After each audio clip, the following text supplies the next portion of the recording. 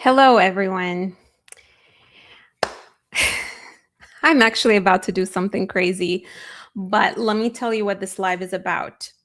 So, one of my clients called me today while I was going for a walk. I was about to go to my appointment to get my dental cleaning, and she asked me if she could call me, and she gave me this amazing news about how she landed a director level contract. I got obviously so excited for her. And the funny story is that this client, she was working with another coaching service, did not like the results of what they were delivering to her. And look, I think at the end of the day, you know, I have a lot of respect for my peers in the coaching space. But when I see a coaching company that doesn't treat people with, let's say, the level of care that they should be providing them, especially as someone who has actually mentored and coached career coaches. I don't consider other career coaches competitors, to be honest, because I do feel that there should be more coaches with everything that's going on and with how challenging it can be to land a job. But at the same time, when I see a coach or a coaching company that doesn't provide the right level of support, then I am obviously going to critique it. Having said that, the purpose of this live is to break down the exact roadmap that this client followed, because I bet if you are listening, whether you are at the director level, senior individual contributor level, or VP level, and you feel stagnant in your career, maybe you are in an environment that is making you miserable. Maybe you are in a toxic situation. Maybe you are stagnant and you feel that you can grow, add more to your compensation. Then you want to know how to do that, right? So I'm going to explain exactly how my client was able to land that director role, yes, in this market. Now, the crazy part of this live. Here's my biggest pet peeve, and I'm going to be very honest with you about this pet peeve. When people tell me, what if I try and I do all the work and I build my brand and I position myself and it doesn't end up fixing my situation. Okay, I am going to answer this question with a very visual demonstration.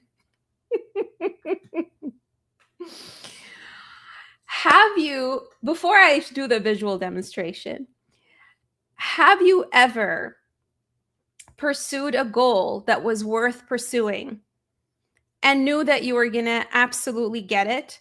Whether it was, I have a client who wanted to do the Ironman race. He didn't know if he was going to win, right? I had clients who told me that they went for, let us say, even having a child, like pregnancy. We don't even know. We don't even know if it's going to be successful. So it really upsets me when people tell me that they have a goal, but they don't know if they should try because they don't know if it's going to happen. And it's such a poor mindset. Now, on to the visual demonstration part of this live. Listen, this is why it bugs me when people tell me that I don't know if I should try. I don't know if I should put myself out there. I'm so comfortable in my role. I was diagnosed with migraines last year. Okay. I have tried 5 different types of medication because I really wanted to get better. I didn't know if any of these types of medication were going to help me. I have been taking this medication called Ajovy. It is an injectable. I hate needles so much. You guys have no idea how much I hate needles. This is my 4th dose that I'm injecting myself with. And the neurologist told me that I have to try this medication for 6 months to see if it is actually going to help me. And so, yeah, I don't know if it's going to work. And I hate needles. And I keep injecting myself with this every single month. And I don't know if it's going to help me. So, honestly, why do I do it? Because I want to get better. Look, this is the medication. There is a needle inside. You see that pointy needle? Oh my God, I shouldn't have looked at that. I'm going to inject you guys myself in front of you guys to show you how brutal this is. Oh my God, I can't believe I'm doing this live. Oh my God. Oh my God, this hurts so much. Okay, I have to count to like 15 or no, 10. You guys count with me. 1, 2, 3, 4, 5. Has it been 10 seconds yet? 6, 7, 8, 9, 10. Yeah, I have to do this every single month, and I don't even know if it is going to work. So, you guys, when you're telling me, I don't know if I should work on my positioning, I don't know if I should build my brand, I don't know if I should reach out to employers and look for jobs. What are you going to lose? It's not even a needle that's going to hurt. If anything, you're going to get better at communicating your value. Okay?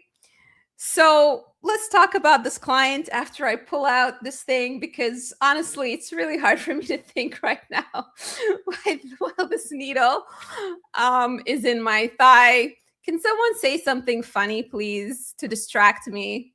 Just say something funny. Okay, I'm pulling this thing out. I think all of the stuff is in my body right now. Let's just double check here. It's like a $700 needle, so I have to do this right.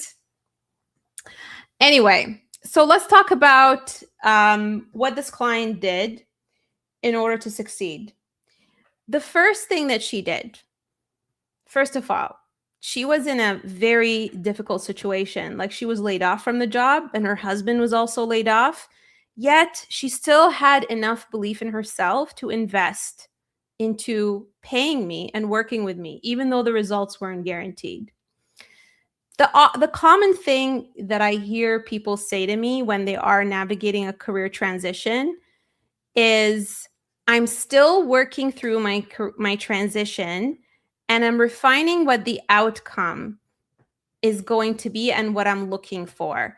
And once I have more clarity on the specific areas where I feel coaching could help me most, then I'm going to reach out to you. That is something that people sometimes tell me. And the thing is, you guys, it's really hard for you to know what your specific goals are and what your hurdles are on your own. Just like, with me, as an example, I'm a coach, and I help people figure out their sweet spot, what roles they should go after. This is my specialty. And yet I work with business coaches to audit my business, to be that outside objective person and help me figure out what my blind spots are. Okay? So it's not something that you can figure out on your own. Just like organizations hire you, CEOs hire auditors, CEOs hire external professionals to help them audit a business because they're so in the business they're not able to basically see their blind spots and bottlenecks and inefficiencies, right? It's so easy for you to be on the outside and pinpoint to someone what they may be doing wrong, but it's hard for you to know when it's you. So, the misconception that people have when it comes to coaching is they feel that they have to figure things out on their own before they hire a coach. And that's actually not how it works. So when this client who was targeting a director level role came to me, she didn't know exactly what she wanted. And she was okay with figuring it out with a coach versus on her own. So that is step number one. And that is the behavior that you need to adopt in order to be successful. When you adopt this behavior where you constantly want to figure things out on your own, you're not willing to get guidance from the outside, you're so hung up on your mindset and behaviors, how are you going to change your perspective? And how are you going to operate differently in order to get to your destination? If I bring it back to the analogy of trying to win a marathon or trying to win the Ironman, right? You're not going to, you might not be, you might have a high level goal, right? Of winning the marathon, right? But you may not know what are the exact steps you need to take in order to get there. So this client came to me with an open mind. That was the behavior. That was the behavior that she adopted that made her successful. So that is step number one, is acknowledging that you have blind spots, acknowledging that you need someone to diagnose in the entire end-to-end journey. You're going from where you are right now in your role to where you want to be. You need someone to break it down into steps and tell you where the bottlenecks are.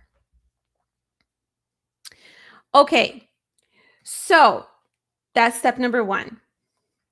Step number two, the beautiful thing about her is when she was working with this other coaching service, they were so hung up on helping her with her resume, and they were so hung up on getting her to try all of these different outreach strategies in order to generate interviews. So, yes, it did materialize in some interviews, but she was so exhausted because she was going to all of these interviews and she was getting rejection after rejection after rejection, to the point that it was affecting her confidence. It was affecting her mindset. It was making her feel like it's not even possible for her to land a role. And so her and I took a step back and I said, you know what? I want to spend time going through your entire career. I want to understand what you did in all of these different director level roles, what your strengths are. And I want us to figure out what your value proposition is. What makes you different as a director? What that company did was they took her LinkedIn profile, they took her whatever she said to them, they uploaded into AI, and AI spit out some very generic, function within change management, which to me is quite junior actually compared to what she was doing. The problem is AI has a very superficial understanding of who you are, because here's the thing: garbage in, garbage out. When you give AI bad inputs, it gives you superficial outputs. And so most people don't know what information they should give AI in order for them to figure out what they need to do. And the problem is that most people in the first place don't do themselves justice when they're talking about their experience and what they've done. They tend to minimize it, which results in a very horrible recommendation from AI on what you need to do next. AI doesn't challenge you that much. And so I used my pattern recognition from working with over 1,000 professionals. The funny story is her and I worked at the same company too. And we actually overlapped. We didn't even know. The thing is, whoever you end up working with as a coach needs to have some context in terms of the function that you've done. Every single client that I work with, I'm familiar with their industry. I'm familiar with the type of role that they've done because I have been in corporate for more than 15 years. I was a product leader. I worked alongside cross-functional teams. I've been part of $1 billion transformations. So when someone describes to me what they've done, I'm able to say, wait a minute, I don't think that's all you did. And I'm able to dig deep, ask them questions so that they can do what they've done justice. Now, once we figured out the right role for her, which was more of a transformation leadership role versus the change management role that company, recommended for her, I also realized that she had very nuanced skills as a leader, things that she absolutely enjoyed doing. We did this exercise that helped us figure that out. The number one thing that was important to her is that she loves working with end users. When she was in particular companies, she was like on the floor with like the actual people using technology systems. She wasn't disconnected from them. She was very hands-on. And apart from creating that wonderful user experience, she was the kind of leader who loves developing people and building functions. So that meant that when she went to companies and interviewed with them, it was important for her to actually talk about these things in very specific detail.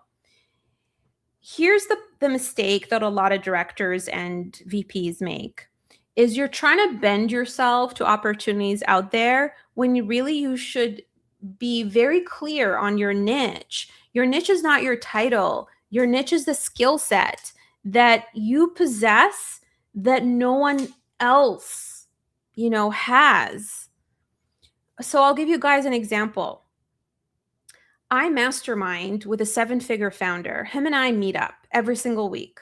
Okay. He's a 7-figure founder. I'm a 6-figure founder. But why does he mastermind with me? It doesn't matter what my income level is.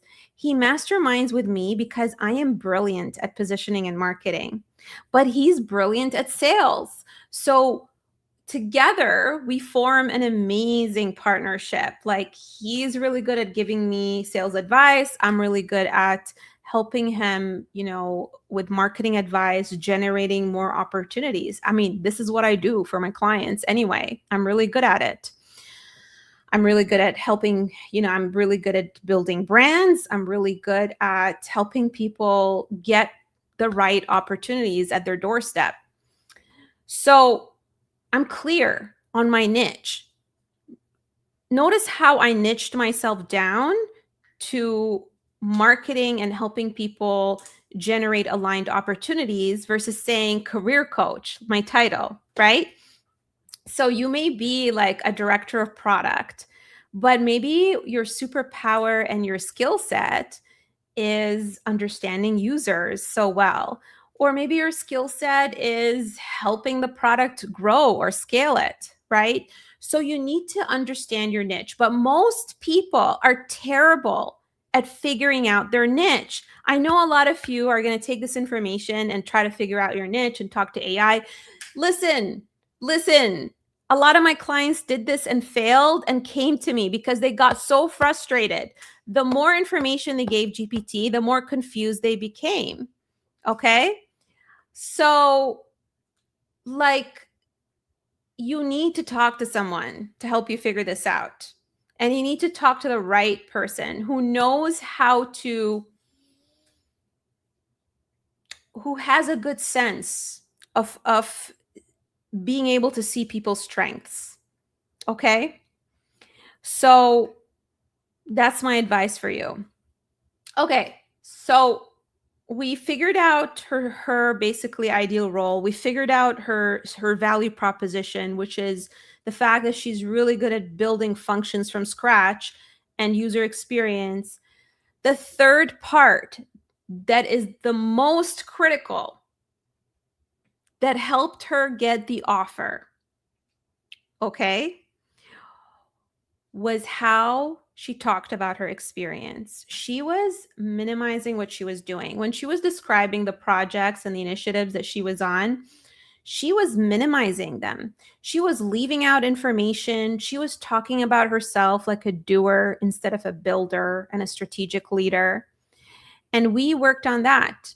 And again, she could have done it using GPT. In fact, she shared with me what GPT recommended, but it was so watered down and so high level, it just wasn't believable. It didn't sound like her real experience.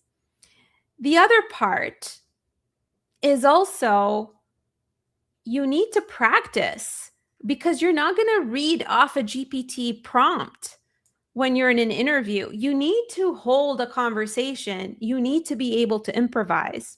And how we were able to work on that, how we were able to work on that was her practicing in front of me, right? Getting feedback.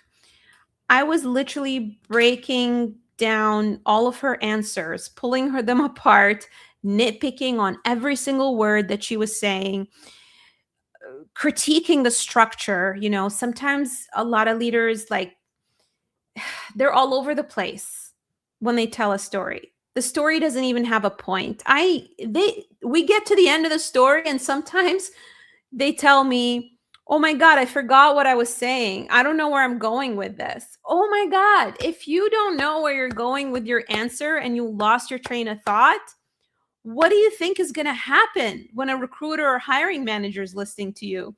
They're going to fall asleep. They're not going to listen to you. They're going to lose their train of thought too.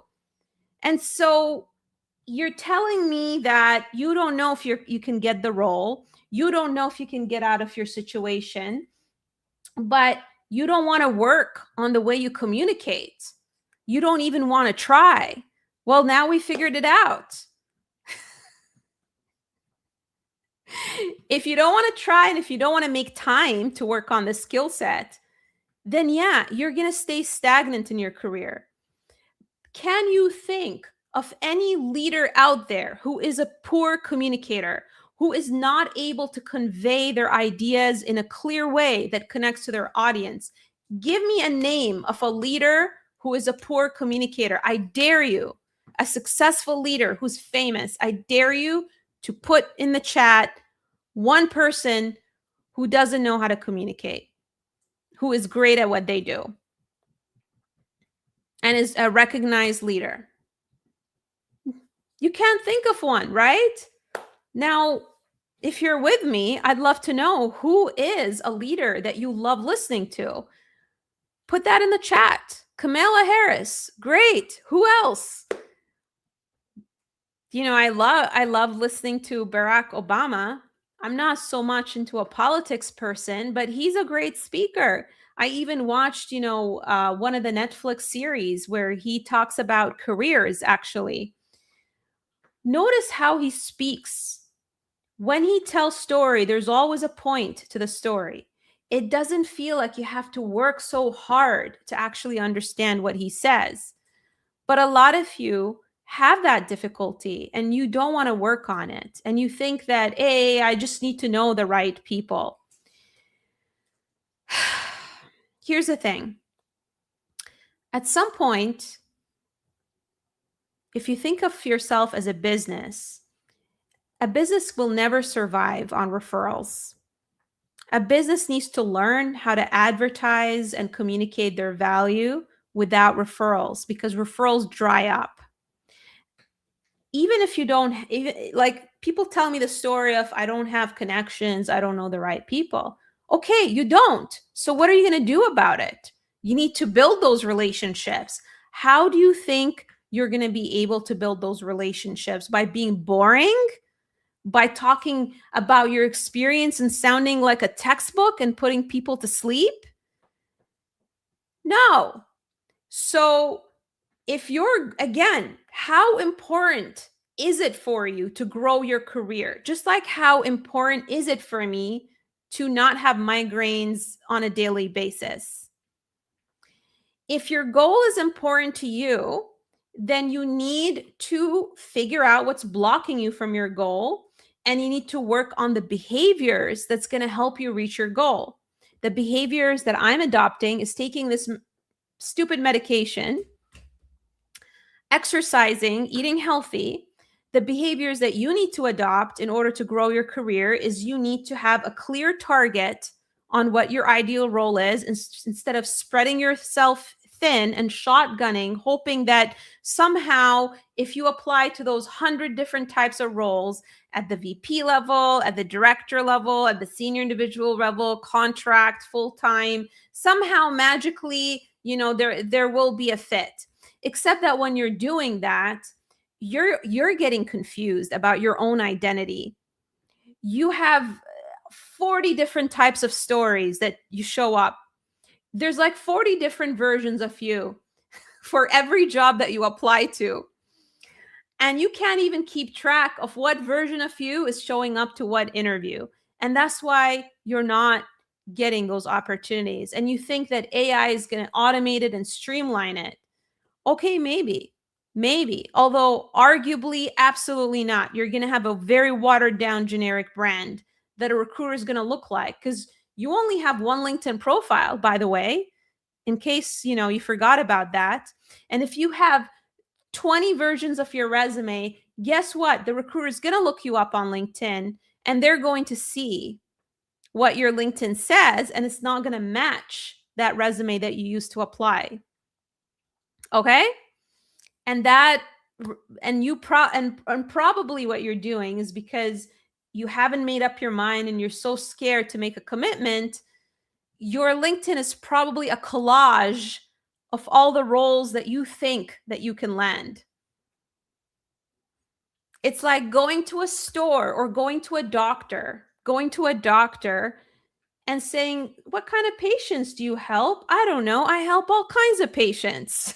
And you're like, "Well, I don't think you can help me then, because you're not specialized in my condition." Right? So that's what you need to do. You need to know the right target. You need to build a brand that's aligned to that target.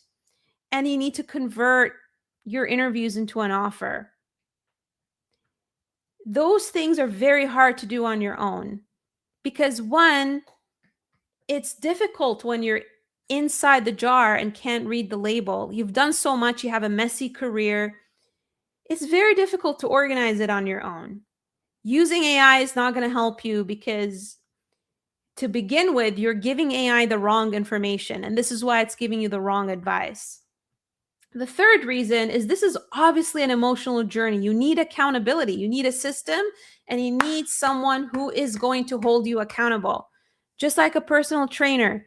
If you don't pay the personal trainer, and if you didn't have that set appointment, then you wouldn't show up, because we as humans are lazy beings unless we have accountability and we are accountable to someone, not a thing. GPT, there's no repercussions if you don't show up. But a human, you feel bad not showing up, because that human is expecting you and wants to help you. This is why you need a system. You need an experienced professional who can be that outside perspective. And yeah, you need to be in a community of peers who understand what you're going through, which is what this client was surrounded by. In fact, the funny story is that this client, before she worked with me, she talked to a client who had just landed. And he gave her so much confidence that it's possible for her to land the role. And guess what? Less than 2 months later, she got the offer, and she is so happy. So this is the roadmap. This is the roadmap. These are the behaviors of someone who was able to land a 200,000 plus role. Yes, in this economy. If you are that ambitious person and you're not lazy and you're dedicated to achieving this goal, you have the mindset of, I am going to try my absolute best, because unless I try, I'm not going to be able to turn my situation around. Then I would absolutely love to be that person in your corner. I would love to help you, because listen, you're not going to be any different than the 1,000 different people that I helped over the globe. I have helped people in the US, I have helped people in Canada, Australia, India, the UAE, Mexico. I have helped people land jobs in different countries than where they're located.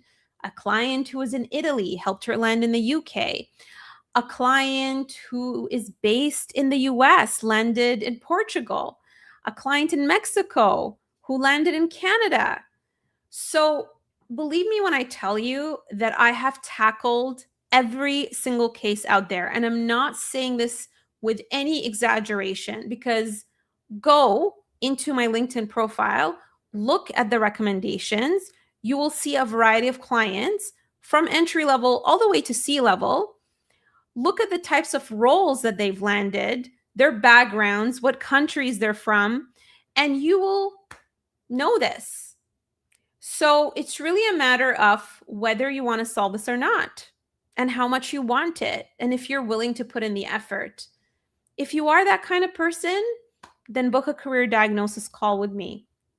The way to book it is honestly very, very simple. All you have to do is go into my LinkedIn profile.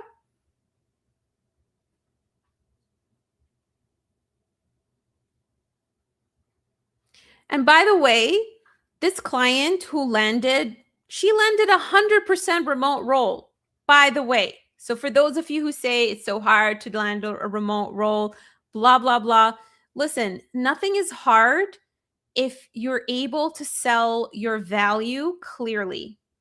Okay? So stop making excuses about how this is impossible and I'm the only exception in the world and I have this sad case and I'm not curable. If you have this mindset, then you're not going to be able to change your situation. Period. Okay?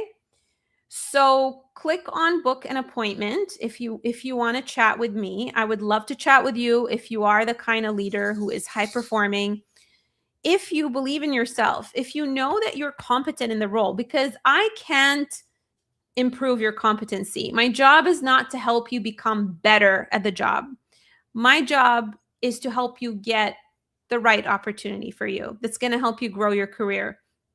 We are going to work on not a far-fetched goal, but we assess what you bring to the table and we figure out what the right opportunity is. How much time is needed to achieve the desired result average? I don't have a crystal ball. I don't. And that's not the right question to ask, to be honest.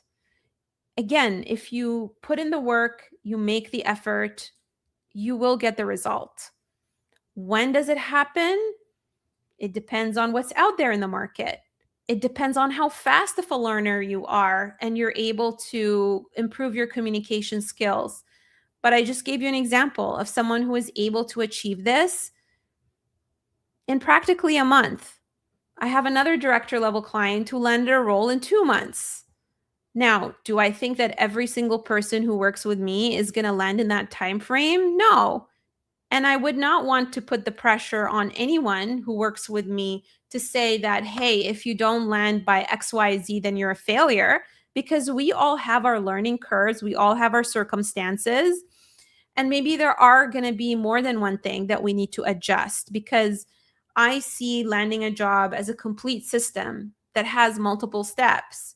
You know, some people who come to me might have already been clear on what role to target, and we don't need to spend too much time on that.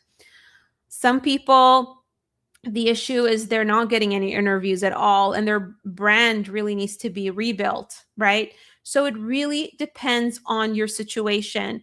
But I will tell you that every single person that I work with, we work on every part of the system, because most people, to some degree, they might be close in certain parts of the system, but we still need to tweak it and adjust it. Okay. All right. So, how to book with me? This is the site. You click on book your career diagnosis. There's a 2-minute intake. You choose basically the answer to your situation. This helps me understand what you're going through, because it's only 15 minutes, right? The 15 minutes is for me to basically ask you additional questions, understand your situation, and then we create a plan for you and decide if it makes sense for us to work together or not. Okay?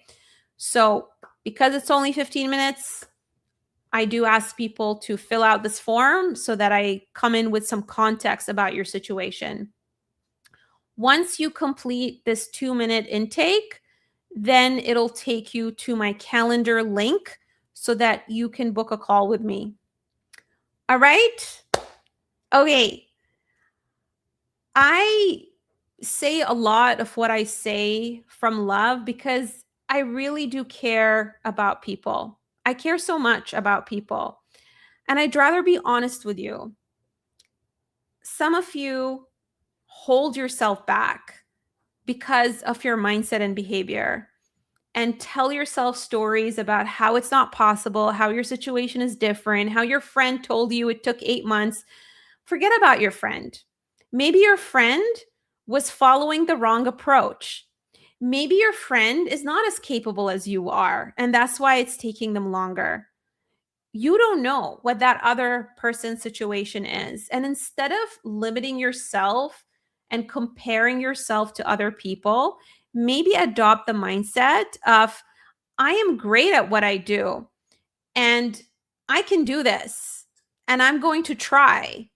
Because when we, like I said, anything worth pursuing is not guaranteed. And the only way you find out is if you try. And when you go through that journey, you learn, regardless of what the outcome is. You learn how to articulate your experience better so that even in your organization, people take you more seriously.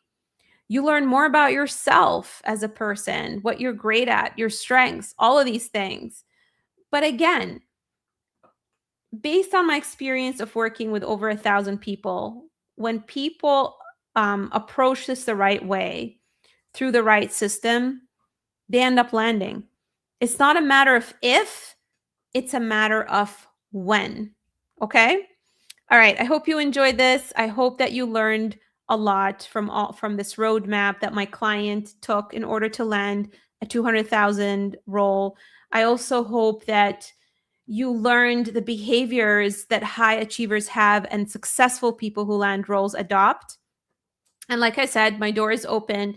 If you are serious about changing your situation, book a career diagnosis, then we can determine if we're a fit working together or not. I only take a small number of people, and it's very important for me that we are aligned and we are a fit before working together. Okay, if you enjoyed this live as usual, please drop me a like. Let me know in the comments. Say hi to me. I always love to know who is watching. Tell me where you're tuning from, whether you are in the US, in Canada, and other areas of the world. I always love to know that. Okay, I hope you have a wonderful night, everyone. Thank you so much for tuning in.